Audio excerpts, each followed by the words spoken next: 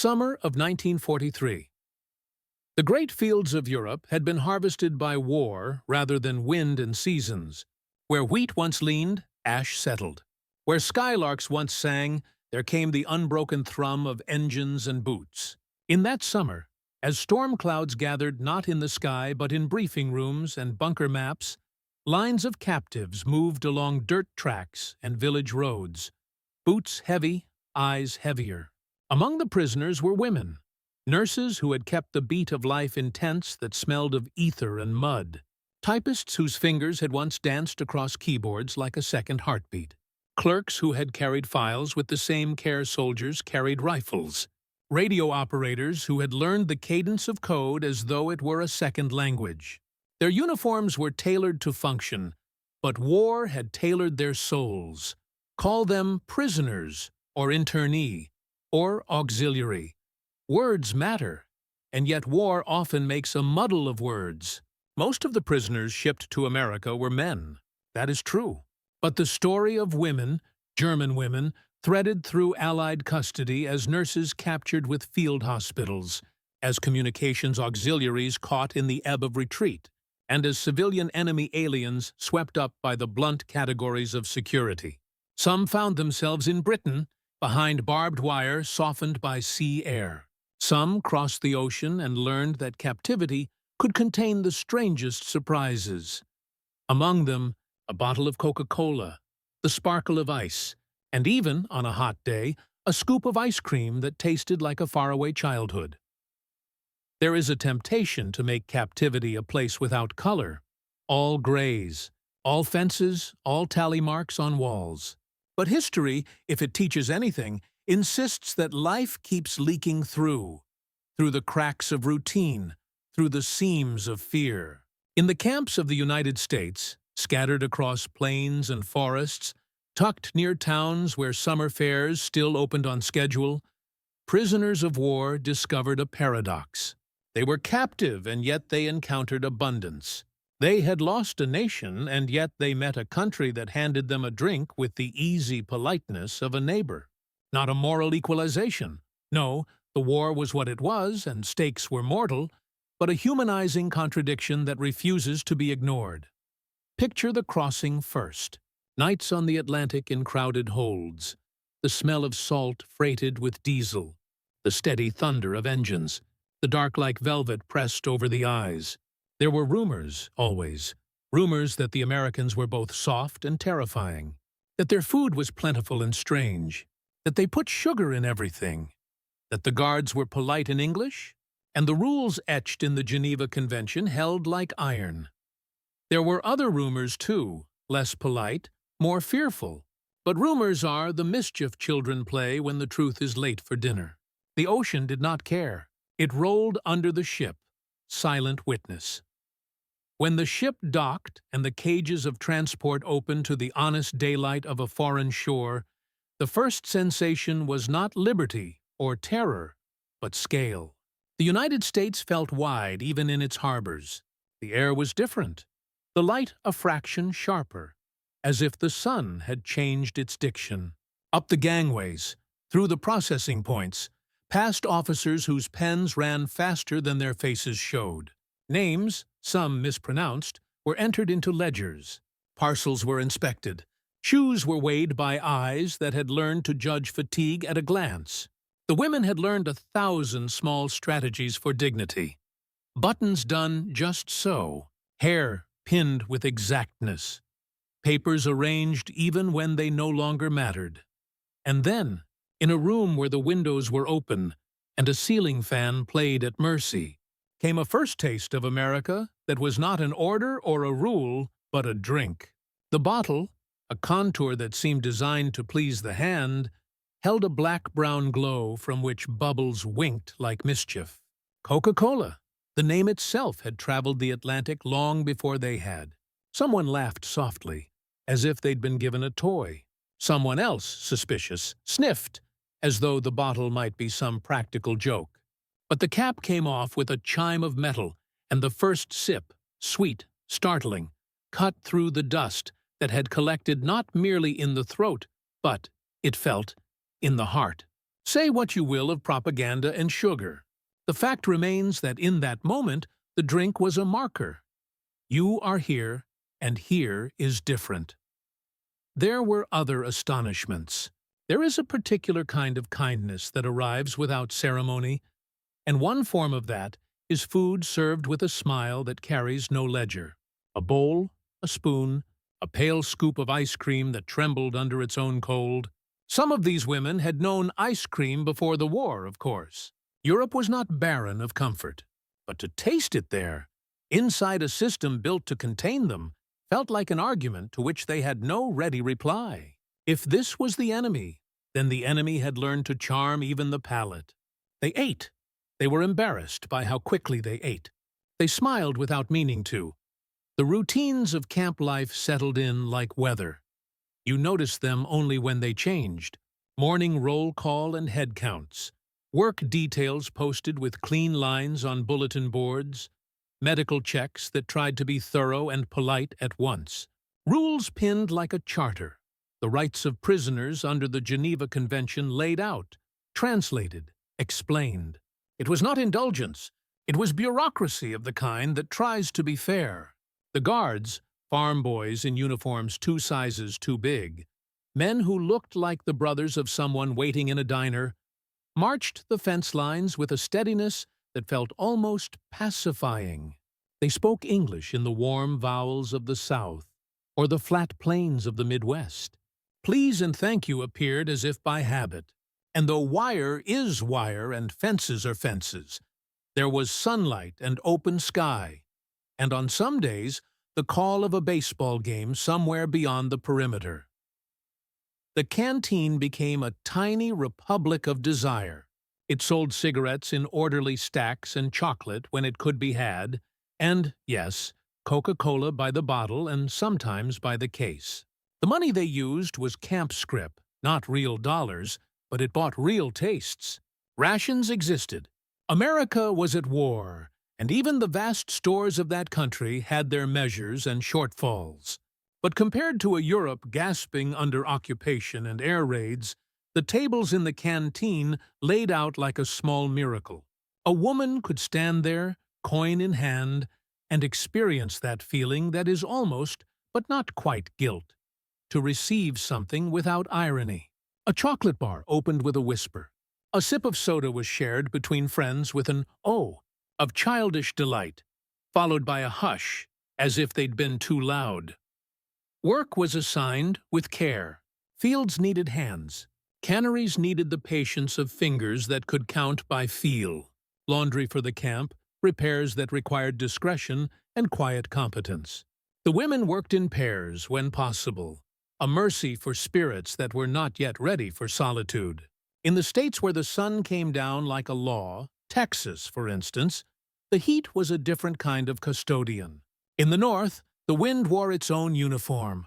Lunches provided were solid and unsentimental. Sandwiches that did not skimp on filling, fruit when available, coffee that tasted like argument. The older women often ate with a reverence that made the younger ones smile. Food had become, in Europe, a subject of debate. Here it was a subject of abundance, although not without its limits.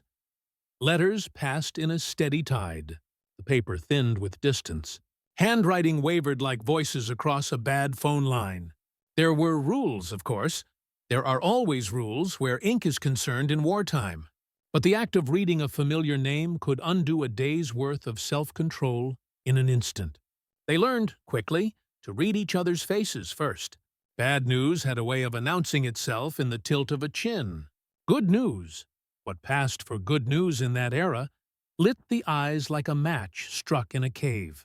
Some wrote back in German that was clipped and formal, others in a softer hand that let itself remember gardens and recipes and a small mirror on a dresser in a town now dust and rumor. The censors, tasked with the unlovely duty of cutting and blacking, performed their work with a care that sometimes felt like pity. There were classes, too. If war steals years, people will try to steal them back. English lessons for those who wanted to turn bewilderment into grammar. Arithmetic for the younger women whose schooling had been interrupted by sirens. sewing circles that were half skill and half therapy. Music, always music, made of whatever instruments could be found or begged. A harmonica, a borrowed violin, a piano with 3 bad keys that nonetheless stitched the evenings together. On rare nights, permission allowed the music to drift a little past curfew, and even the guards did not mind. People who can hum are people you can see as people. Not everything was soft. The camp's spine was steel. The fences were not suggestions, and the watchtowers did not blink. Disciplinary rules were exact and exacting. There were scuffles and sulks, bad days when someone's grief got louder than the rules allowed. A few women had believed the lies of party and propaganda with a sincerity that defied evidence. They formed tight little circles of scorn and suspicion. Most, however, were too tired to cling to rigidity. War had sanded down certainties. Even ideology needs calories, and those were being spent on endurance. Religion moved quietly among them. Protestant hymns borrowed a room on Sundays. Catholics found an altar in a corner decorated with an economy of grace. A cloth ironed until it shone, a crucifix carried in a pocket that had guarded other things before it. A Jewish prayer, said in a whisper, borrowed the breath of evening and made it holy. A chaplain, often American, sometimes speaking with the diffidence of someone who knows they step softly into another's sorrow, offered words that did not ask for agreement, only for listening. Grief translated easily. Hope required a dictionary, but was written down nonetheless. Mornings grew normal. That is the scandal of peace. It grows in the soil of routine. The shock of arrival had receded into the hum of days that fit into one another like the teeth of a zipper. And yet, some days, the strangeness returned with a comic flair. A delivery of ice, gleaming, crystalline, a kind of domestic miracle in summer, arrived at the mess hall.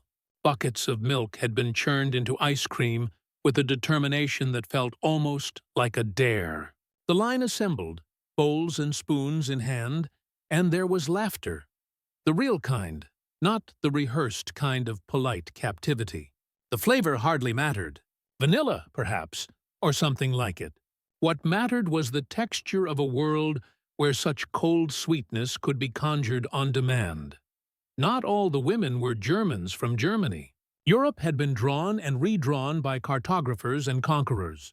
There were women who had lived in Danzig when it was called one thing and dreamed of it by another. There were Austrians whose accents betrayed mountains and valleys. There were those whose grandparents had spoken Polish at the dinner table and German in public. The camp did not care. It counted them all the same. But among themselves they established a map that owed nothing to official borders. Friends from the ward, the typing pool, the radio station, the bakery seized by war, and turned into a minor office of necessity. Each found someone to speak to, someone who remembered the same street corner, the same pastry from a particular cafe, the same aunt who wore perfume even in air raids. The Americans were not a singular figure either. A guard from Kansas missed a harvest he still counted in his head at night. A sergeant from Brooklyn carried the vowels of a city that refused to flatten itself. A camp doctor from Ohio made notes in tidy handwriting and took too much coffee. The war had done to them what war does, taken them from their own routines and placed them behind fences for safety's sake. This was not their home any more than it was the prisoners. Somewhere a radio announced baseball scores. Somewhere else an officer wrote a letter to a wife that pretended the world was polite. And yet, when a woman prisoner came down with a fever that lasted 2 days, the doctor sat by her bed longer than the chart required, waiting for the numbers to fall. The guards learned names. The prisoners learned nicknames. The fences were still there, but names have a way of making fences look thinner. Occasionally, a truck carried a small work group beyond the perimeter under watch, to the edges of American ordinary life. A cannery where tomatoes wore the color of flags, and hands moved in symphony. A farm where the rose ran toward a horizon that did not have a church spire at its end, just sky. The women learned the American habit of small talk. about weather first, then about work, then about anything but war if they could help it. American women working beside them often talked about ration coupons with a precision that sounded like poetry. This for sugar, this for butter, this for shoes to be saved for school starting in September. Children waved from porches with the reckless friendliness of those who had never seen their street become a battlefield. If a prisoner and a child exchanged a smile, no harm was done, and something like health passed between them. In the evenings, stories came out by themselves, as if the night had asked a question. Stories about trains that ran late not because of bombs, but because someone's beloved was a conductor with a soft spot for a particular view. Stories about schools evacuated to the countryside, desks shining in classrooms made of farm kitchens. Stories about mothers who had put on lipstick during air raids because fear was not going to claim every ritual. And then the quieter stories, told in smaller circles. Fathers who had not come back from the Eastern Front. Brothers last seen boarding a truck in winter. Friends who had become silhouettes in doorways as the ward siren announced the arrival of more wounded than there were beds. The telling did not heal, but it organized grief into something that could be carried through the next day. It is easy to romanticize kindness in these camps and forget the larger currents. Behind the Coca-Cola and the ice cream was a war of factories and fields, of logistics and wills. America produced. It rationed, yes, but it also poured sugar into morale because it understood that victory required more than bullets. The generosity, when it came, was not solely sweetness of heart. It was policy braided with principle. The Geneva Convention mattered. The Red Cross mattered. The logic was simple and stern. Treat prisoners decently, and hope your own are treated with decency in return. This was a wager on humanity made in the middle of inhumanity, and it did not always pay out fairly, but where it held like a bridge. Among the women, a few carried a different weight. The knowledge that they had believed too fully. They had attended rallies that felt like theater and had mistaken spectacle for substance. In quiet corners, their anger ran in circles, searching for a place to land now that the world they had rehearsed in their heads did not match the world under their feet. Others had long since stepped aside from such convictions, burned not by ideology, but by the slow, cold burn of reality. A city rubble-wrapped, a queue that measured hope in centimeters. In the camp, the conversation did not often run to politics out loud, but silence is its own form of argument, and many women learned to live in it. As summer lengthened, the air in the evenings smelled of cut grass and something like possibility. The horizon did not move, but the mind did. Dreams arrived again, tentatively. Dreams of going home, if home meant what it used to mean. Dreams of kitchens returned to, of aprons folded, of kettles singing on clean stoves. Dreams of work that did not require a permit signed by a stranger. Of birthdays celebrated on the day itself, and not rescheduled to share a cake with ration coupons. They stored these dreams away as if in a pantry, jar by jar, knowing that winter would come again and that they would need something sweet to open. And still, the bottles were opened. Coca-Cola, this strange apostle of American ordinary life, and other sodas when the canteen managed them. There is a photograph. No, not a real one you can hold. Just an image that fixes itself in the memory. Of 3 women on a bench in the rectangle of afternoon shadow, each with a bottle between their knees, labels catching the light. They talk about nothing and everything. They laugh. They fall silent. The breeze presses through the trees, and for 5 minutes the world is almost humane. Almost. The guard at the end of the path watches, and the fence beyond is a line rather than a wall, and the sky above them all keeps its own counsel. Captivity is not the end of a story. It is a chapter with many pages. The women learned this day by day. There were rumors of transfers, lists with names that could lift or end a week. There were whispers of repatriations, words that promised but did not promise enough to hold. There were friendships that formed with the brisk intimacy of wartime and would hold for decades, across oceans, through reunions written in shaky letters. There were, too, sorrows that did not soften, the letter that never arrived, the news that never clarified, the future that failed to open. And through it, small mercies kept a kind of balance. A guard who learned to say a woman's name in the right cadence. A doctor who found a way to procure oranges because a patient needed vitamin C more than the rules needed to posture. A chaplain who listened more than he spoke. A bottle opened and shared. A spoon warmed between palms. The first taste of ice cream on a day that did not deserve it but received it anyway. In the end, what do we call such scenes? Not propaganda, though they have been used that way. Not absolution, because history is not a confection.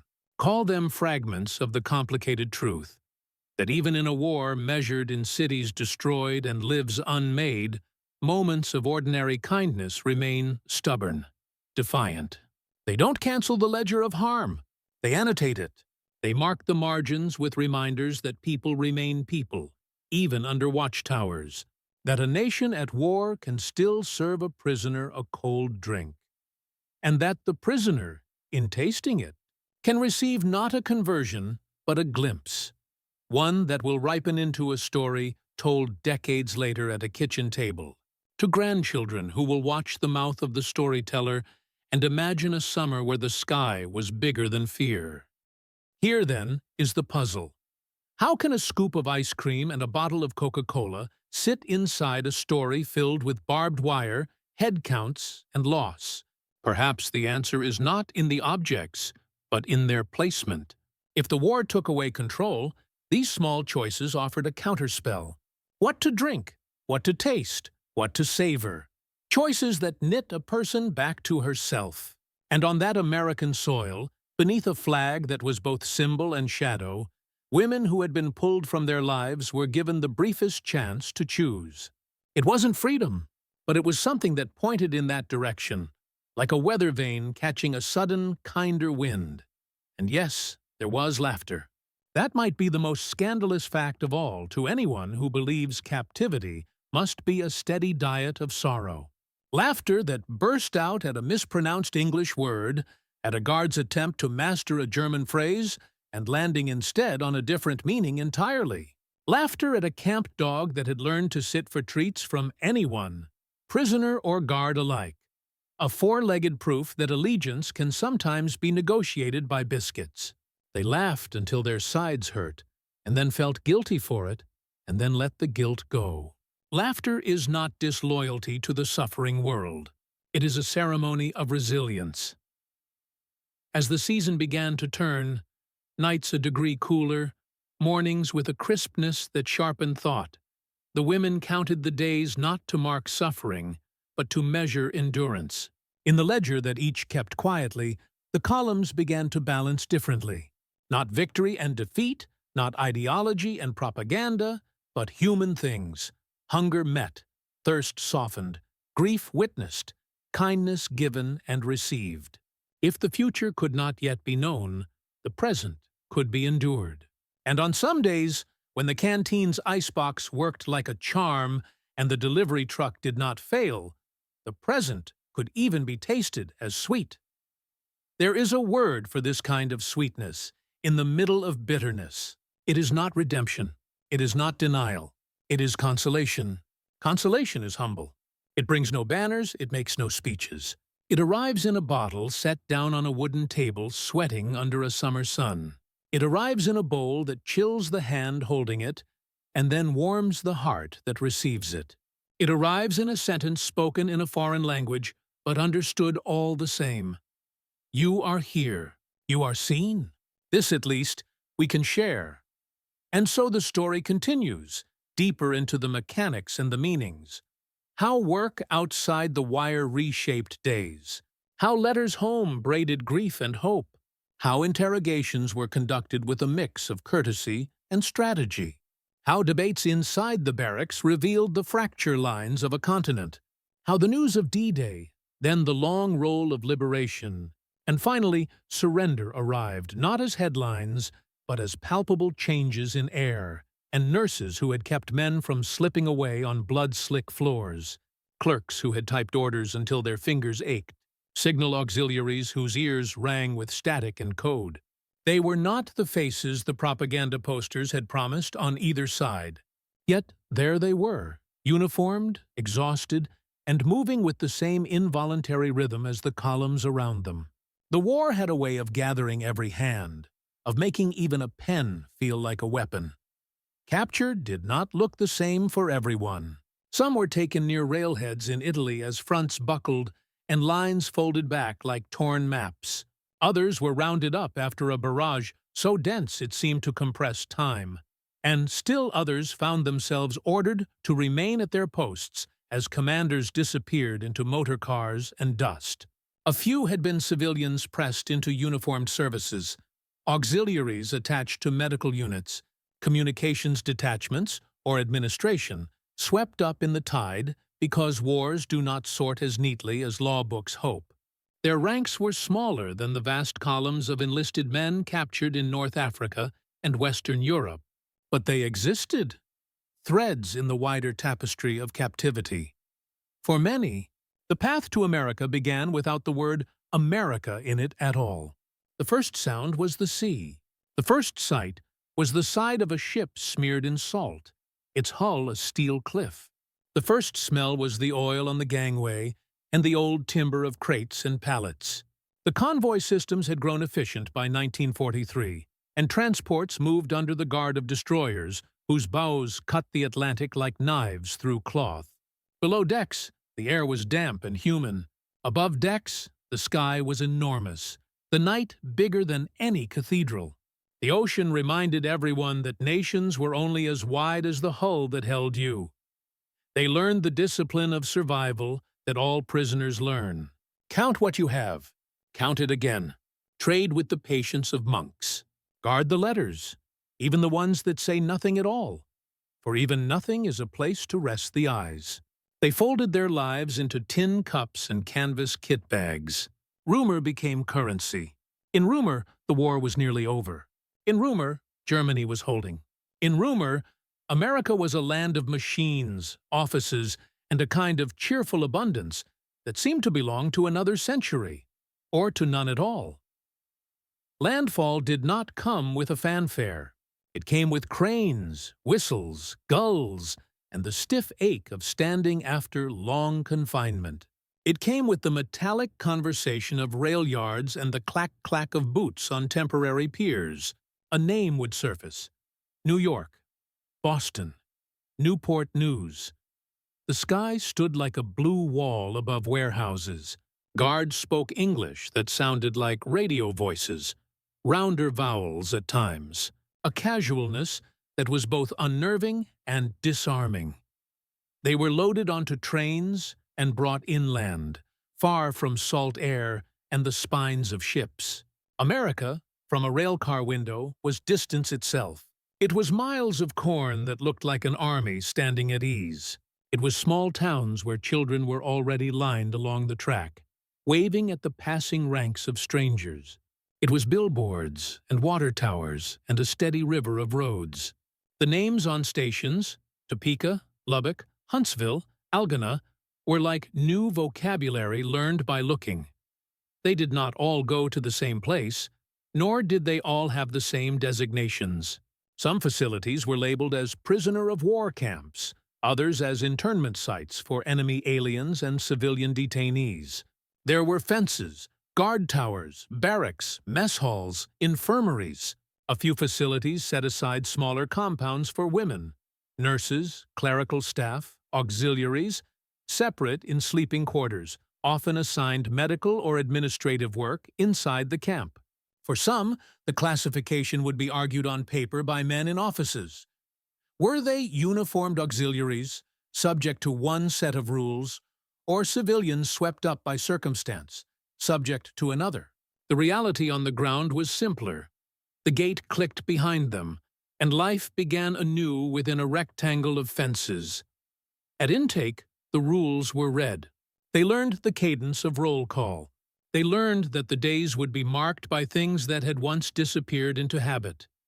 The time bread appeared, the time it was gone, the hour at which the light through a certain window hit the far wall. They were shown the infirmary. A few were shown the infirmary to work there, hands instinctively taking stock of gauze, morphine, antiseptic, noting where the bottles were kept, how many beds there were. The work steadied them. Anyone who has tended pain knows how it quiets one's own. The first surprise came not like a trumpet, but like a small bell. Glass clinking, a door swinging on a spring, a faint humming, and a sweetness in the air. It was the canteen. Within the limits of the Geneva rules and the American routines, there were small economies. Scrip, camp currency, could be earned with labor, kitchen work, laundry, agricultural shifts outside the fence, maintenance. With scrip, you could buy cigarettes, a bar of soap that smelled of something other than the field, and sometimes, this was the surprise, things like a bottle of Coca-Cola or a scoop of ice cream served under a sign with painted letters. The larger surprise was not the taste, but the context. To taste cold sugar while your mind carried the weight of what you had seen and done, to stand under a whitewashed ceiling while the world burned in your memory, to listen to a soft drink fizz as if it were the sound of a small, friendly machine. That was the surprise. The drink had come to Germany before the war, and sweetness was not a foreign concept, but scarcity makes even the familiar feel like a miracle. In the United States, the ordinary could be extravagant. A bottle pulled from ice, beads of water like pearls, a scoop of vanilla that vanished into your mouth with the clean shock of winter. Not everyone could bring themselves to enjoy it. Some held the cold paper cup like a contradiction. Others sipped and thought of home, of ration cards and queues, of ersatz coffee, of that other orange soda invented when syrups ran out, improvised under blockade. For a few, the label itself, red script on white, was more than a decoration. It was a banner, an emblem of an idea. They had been told in lectures and leaflets a certain story about America. And then there was this small sweetness, and the kindness of the girl behind the counter at the camp canteen who said, "There you are," as if it were a simple gift, and not the cutting edge of a profound dissonance. Dissonance can be nourishing if you let it. The first winter in camp brought routines that were their own hard lessons. Wake when the whistle blows. Stand to be counted. Work if assigned, inside the fence, cleaning and repairing, or outside on supervised details, picking fruit, cutting timber, harvesting beets. The fields were vast and indifferent, as fields always are. What made them different was the way some farmers handed out coffee at dawn and lemonade at noon, the way a child would appear at the edge of the row with a slate of cookies and a smile that didn't seem to know the edges of war. The women who worked in the infirmaries learned the rhythm of American supplies, the ease with which morphine could be ordered, blankets laundered, bandages replaced. The Red Cross inspections arrived like a clock checking another clock. The inspectors asked the questions inspectors ask, about food, mail, medical care, discipline. They took notes and nodded and left behind a sense that the world still had rules. Some nights, music drifted from the guardhouse, swing on a radio, or a harmonica in a key that always sounded like longing. Names of band leaders, fragments of songs, the way a bass line seemed to insist on forward motion. Even the guards spoke of the music as if it were a second language shared by all. In the smaller compounds for women, evenings turned into tutorials and salons, as they always do when intelligent people wait together. English words were traded, softening as they passed between mouths. Someone recited poetry. Someone else corrected the recitation gently. Diaries appeared, as they always do when history narrows. In a place where everything feels provisional, paper is a home. Not all wrote of Coca-Cola and ice cream, but when they did, the words were not about sweetness alone. The entries were about the idea that life could include such things amid calamity. One afternoon, a nurse wrote in careful lines about a patient who smiled for the first time in weeks after a spoonful of chocolate ice cream. She did not write about victory or surrender. She wrote about a smile. There were hard days. There were camps where discipline cut close to the skin, where tempers rose, where zeal and grievance hardened into little rocks everyone carried in their pockets. There were ideological battles within the barracks, lectures and counter-lectures, attempts to govern the soul of a community as if it were a nation. Some officers bristled at the idea that the enemy could offer anything but force and duplicity. Some guards bristled at salutes they thought too proud. There were punishments. There were men and women who woke with the bitter taste of a life not their own in their mouths. There were letters that did not arrive, and the silence that followed. Still, the ordinary accumulated like a quietly falling snow. Sunday services in a corner of the yard, a scrap of Christmas, a shared candle, a carol hummed under one's breath, a spring afternoon made alive by the sudden scent of lilac beyond the fence, a book passed from hand to hand. Stevenson, Goethe, a detective story with a twist that made 3 barracks laugh in turn. The canteen opened and closed, and the small bell kept ringing, and the "there you are" kept arriving like secular grace. Work details were the bridge between the enclosure and the nation surrounding it. A bus would take them out in the morning, and the sun would make a ribbon on the bus windows, and however many guards one counted in the early weeks, people stopped counting by summer. Fields require bodies and attention is a kind of trust. A farmer learned who could stack crates quickly without bruising the fruit, who could stitch a torn feed sack neatly, who understood how to read a sky for rain. A woman who had managed a ward back home learned that compartments are compartments, whether they hold medical supplies or bushels of beans, and that efficiency, too, can be a universal language. Lunch came under a tree. Bread, slices of meat, a jar of pickles, an apple, sometimes the impossible. A cooler with bottles bobbing in cold water like fishing floats, a pop of a cap, and the breath of carbonation. The first sip was always more about sound than taste. The hiss, the click of the tongue against glass, the faint metallic taste of the cap's afterthought. Later, when the ice cream truck rolled down a dusty road to serve the town's children, a farmer would wave it closer and call back over his shoulder, "2 more," meaning the prisoners with sun on their forearms and dirt on their palms.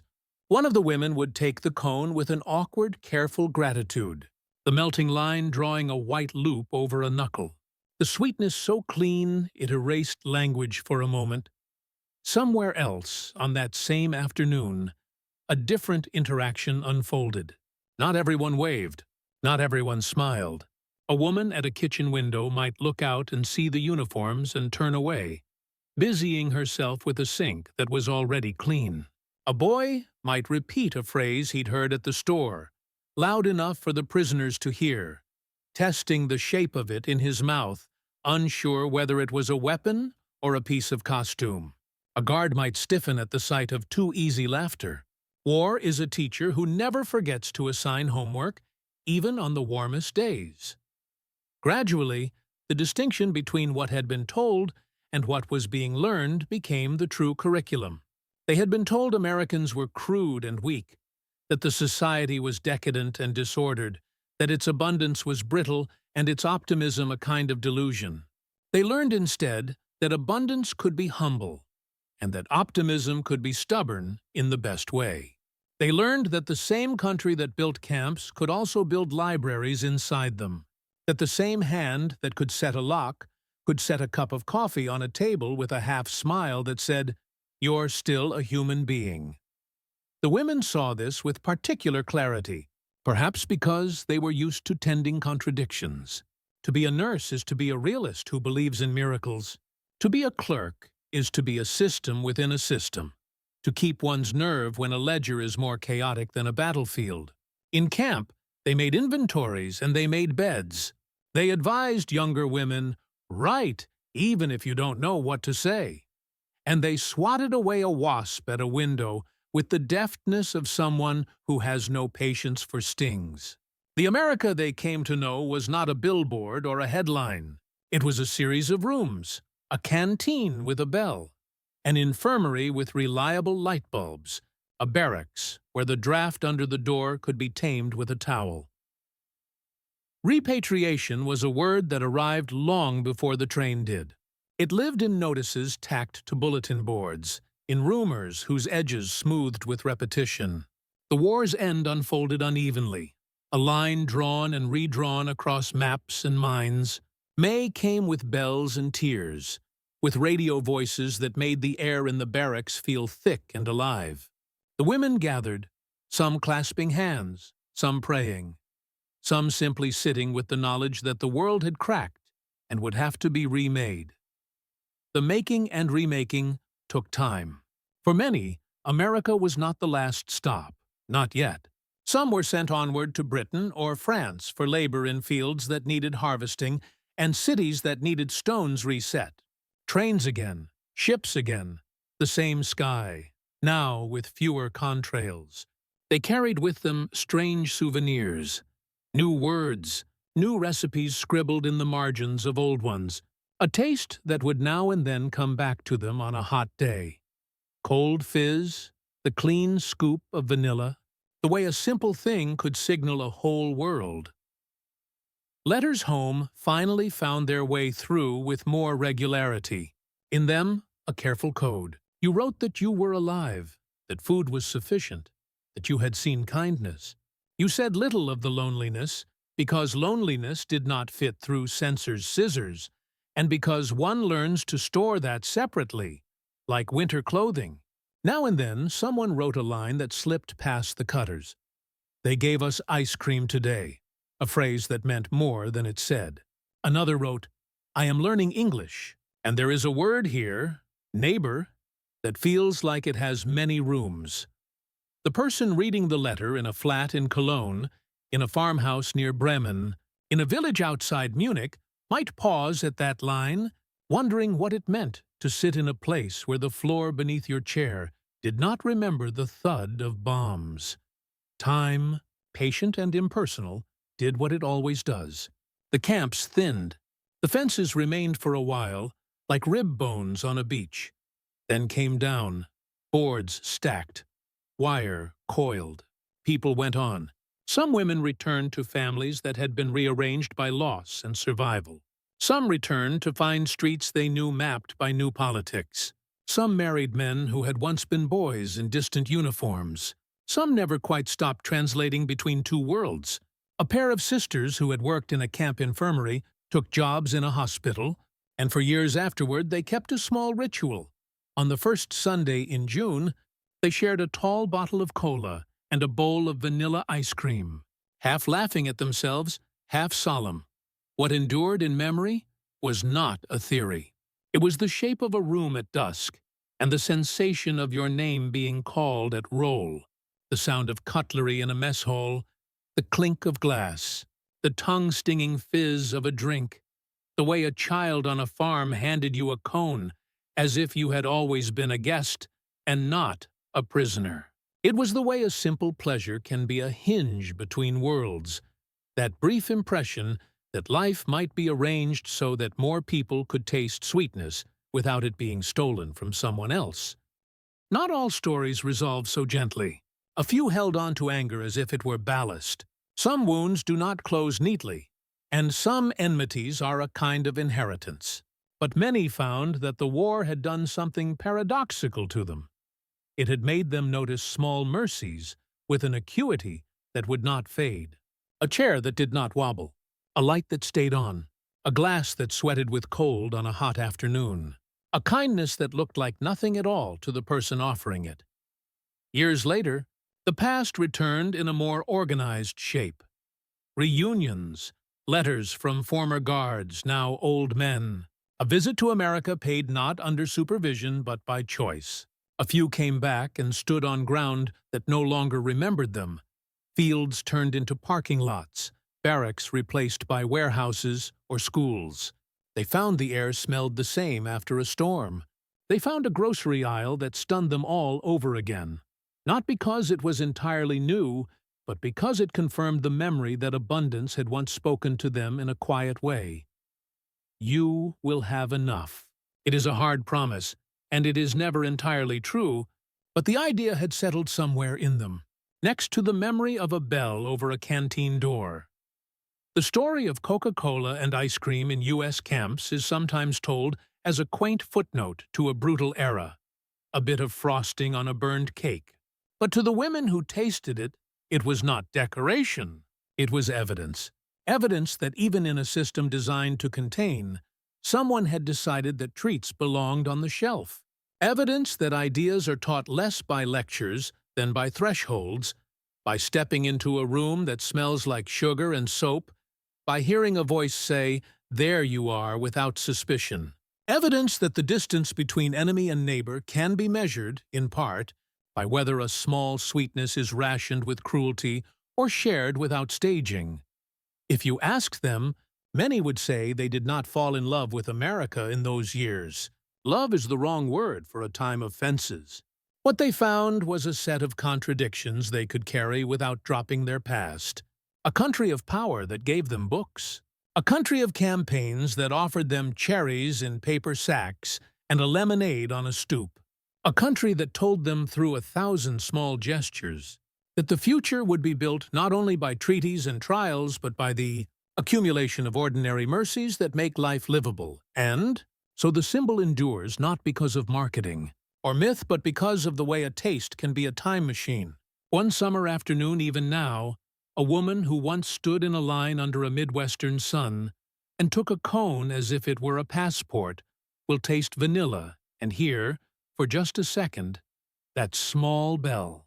She will remember the way the cold moved through her mouth and down her throat and into her chest like a declaration. She will remember that the world once seemed possible again in the shape of a circle of ice cream balanced on a wafer. And with that memory will come a quiet vow she made without words, and has kept ever since. To notice, to bear witness, to choose whenever the chance was offered. The side of the fence where someone said, "There you are," and meant it. The war recedes. The bell rings, not in a canteen now, but in the memory of anyone who has ever found that the smallest civilities can survive the largest machines. The women, older now, move through their days with the authority of those who have cleaned instruments, corrected invoices, lifted the corner of a bandage to check a wound.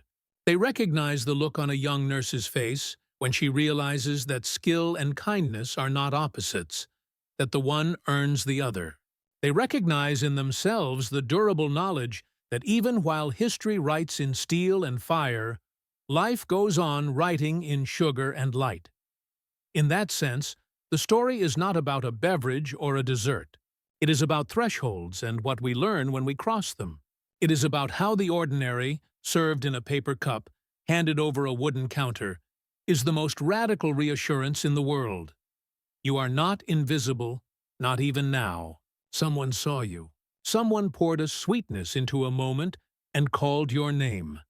And that is how a bell over a canteen door became a kind of anthem. How a bottle and a scoop became a memory strong enough to outlast walls.